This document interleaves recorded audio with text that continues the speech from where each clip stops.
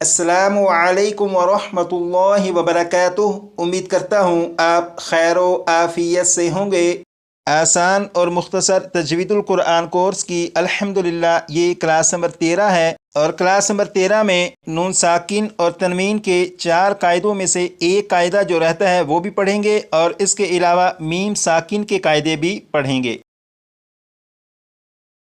नून साकिन और तनवीन के 4 कायदे हैं, इजहार, इख्फा, इदगाम, इकलाब। इन 4 कायदों में से इजहार, इख्फा और इदगाम ये 3 कायदे तो आप पढ़ चुके हैं, लेकिन इकलाब के बारे में अभी नहीं पढ़ा। तो अब इकलाब के बारे में पढ़ेंगे कि इकलाब किसे कहते हैं।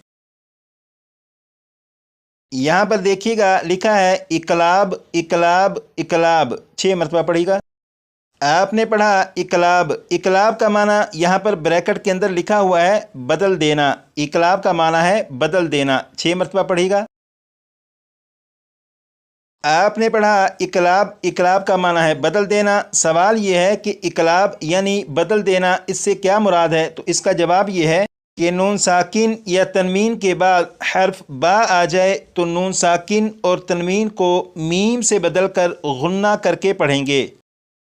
आप यहाँ पर देखें, ये है नून, नून के ऊपर जज्म है। जब नून के ऊपर जज्म है तो ये नून साकिन है। नून साकिन के बाद बा है। जब नून साकिन के बाद बा है तो इस नून साकिन को फिर नहीं पढ़ेंगे, बल्कि नून साकिन को मीम से बदलेंगे और गुन्ना करके पढ़ेंगे। जैसे बिस्मिल्लाहिर्रहमानिर्रहीम।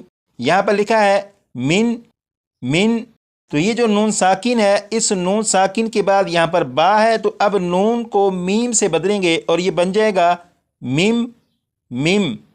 जब नून साकिन को मीम से बदल दिया, अब गुन्ना करके पढ़ेंगे और ये बन जाएगा मिम, मिम बादी, मिम बादी।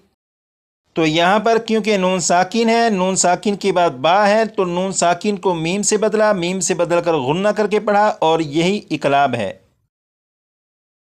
इसी तरह यहाँ पर देखिएगा, यहाँ पर भी नून साकिन के बाद बा है। जब नून साकिन के बाद बा है तो इस नून साकिन को मीम से बदलकर गुन्ना करके पढ़ेंगे और ये लिखा हुआ है मिन, मिन।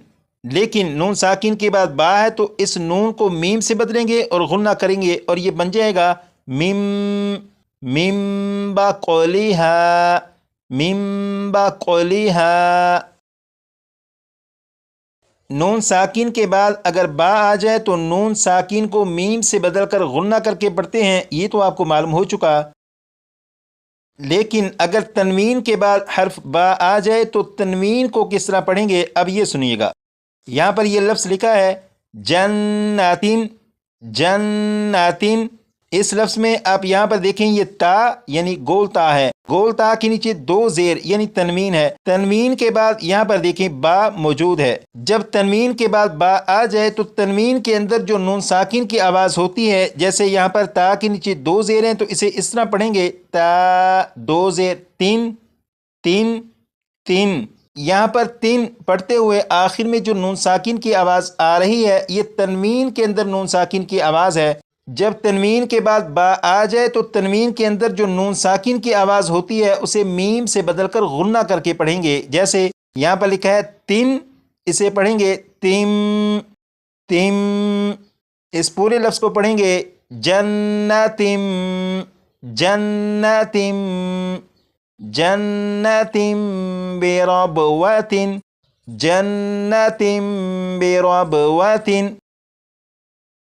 अब यहाँ पर देखिएगा, ये लफ्ज़ है किरामिन। यहाँ पर मीम के नीचे 2 ज़ेर यानी तनवीन है। तनवीन के बाद यहाँ पर देखें बा मौजूद है। जब तनवीन के बाद बा है तो यहाँ पर इकलाब होगा, यानी यहाँ पर तनवीन के अंदर जो नून साकिन की आवाज़ होती है उसे मीम से बदलकर गुन्ना करके पढ़ेंगे और ये पढ़ा जाएगा किरामिम, किरामिम बररातिन, किरामिम बररातिन।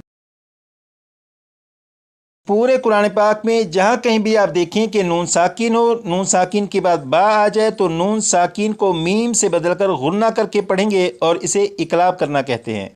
इसी तरह जहाँ पर भी तनवीन हो, तनवीन के बाद बा आ जाए तो तनवीन के अंदर जो नून साकिन होता है उसे मीम से बदलकर गुन्ना करके पढ़ेंगे और इसे भी इकलाब करना कहते हैं। نون ساکن اور تنوین کے 4 قاعدے ہیں، اظہار، اخفاء، ادغام، اقلاب۔ ان 4 قاعدوں کے بارے میں تو پڑھ چکے ہیں، اب میم ساکن کے قاعدوں کو شروع کرتے ہیں۔ اب یہاں پر دیکھیے گا لکھا ہے میم ساکن کے بعد دوسری میم یا میم ساکن کے بعد حرف با آ جائے تو غنہ کر کے پڑھیں گے۔ ایک مرتبہ پھر، میم ساکن کے بعد دوسری میم یا میم ساکن کے بعد حرف با آ جائے تو غنہ کر کے پڑھیں گے۔ اس کا مطلب یہ ہے، یہاں پر آپ دیکھیے گا یہ جو لفظ لکھا ہے فہم، اس لفظ میں یہاں پر میم کے اوپر جزم ہے، لہٰذا یہ میم ساکن ہے۔ میم ساکن کے بعد یہاں پر دوسری میم ہے، جب میم ساکن کے بعد دوسری میم ہو تو اس میم کو اس میم میں شامل کر دیں گے، ادغام کر دیں گے اور غنہ کر کے پڑھیں گے۔ جیسے یہ لکھا ہوا ہے فہم، لیکن یہاں پر کیونکہ میم ساکن کے بعد دوسری میم ہے تو اب ان دونوں لفظوں کو جب پڑھیں گے تو یہاں پر غنہ کر کے پڑھیں گے اور پڑھا جائے گا فَهُمْ مُقْمَحُونَ۔ تو پورے قرآن پاک میں اگر کسی بھی لفظ میں آپ دیکھیں کہ میم ساکن ہو، میم ساکن کے بعد دوسری میم ہو تو وہاں پر غنہ کر کے ہی پڑھیں گے۔ اسی طرح یہاں پر دیکھیے گا یہ ہے میم کے اوپر جزم ہے، جب میم کے اوپر جزم ہے تو یہ میم ساکن ہے۔ میم ساکن کے بعد یہاں پر با ہے، جب میم ساکن کے بعد با آ جائے تو میم ساکن میں غنہ کر کے پڑھیں گے۔ جیسے یہ لفظ لکھا ہوا ہے علیکم، لیکن یہاں پر میم ساکن کے بعد با ہے تو اس میم ساکن میں غنہ کر کے پڑھیں گے اور یہ پڑھا جائے گا علیکم بوکیل۔ تو یہاں پر یہ جو لکھا ہے کہ میم ساکن کے بعد دوسری میم یا میم ساکن کے بعد حرف با آ جائے تو غنہ کر کے پڑھیں گے، اس کا یہی مطلب ہے کہ جیسے یہاں پر یہ میم ساکن ہے، میم ساکن کے بعد دوسری میم ہے تو یہاں پر غنہ کر کے پڑھیں گے۔ اسی طرح یہاں پر میم ساکن کے بعد با ہے تو میم ساکن میں غنہ کر کے پڑھیں گے۔ اب یہاں پر دیکھیے گا لکھا ہے میم ساکن کے بعد حرف با اور میم کے علاوہ کوئی بھی حرف آ جائے تو میم ساکن میں غنہ نہیں کریں گے۔ ایک مرتبہ پھر، میم ساکن کے بعد حرف با اور میم کے علاوہ کوئی بھی حرف آ جائے تو میم ساکن میں غنہ نہیں کریں گے۔ اس کا مطلب یہ ہے، آپ یہاں پر دیکھیں یہ الف سے لے کر یا تک یہ 29 حروف ہیں۔ ان 29 حروف میں سے با اور میم ان 2 حروف کے علاوہ کوئی بھی حرف اگر میم ساکن کے بعد آ جائے تو میم ساکن میں غنہ نہیں کریں گے۔ جیسے یہاں پر آپ دیکھیں یہاں پر یہ میم ساکن ہے، میم ساکن کے بعد تا ہے، اب یہاں پر دیکھیے گا یہاں پر میم کے اوپر جزم ہے، یہ میم ساکن ہے، میم ساکن کے بعد تا ہے، جب میم ساکن کے بعد تا ہے تو اس میم ساکن میں غنہ نہیں کریں گے اور اسے پڑھیں گے علم تارو۔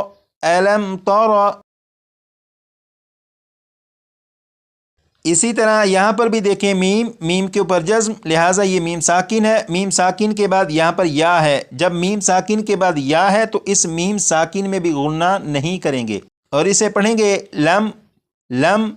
لم یلد۔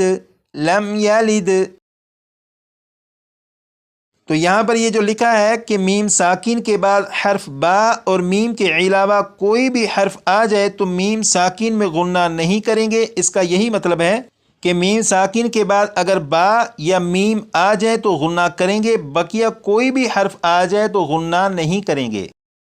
آج کی کلاس میں یہ جو سبق پڑھا اقلاب اور اس کے علاوہ میم ساکن کے جو قواعد پڑھے، یہ سبق مشکل نہیں، بہت آسان سبق ہے۔ آپ کوشش کریے گا کہ کم از کم 25 سے 30 مرتبہ پڑھ کر اس سبق کو بھی یاد کر لیجیے گا۔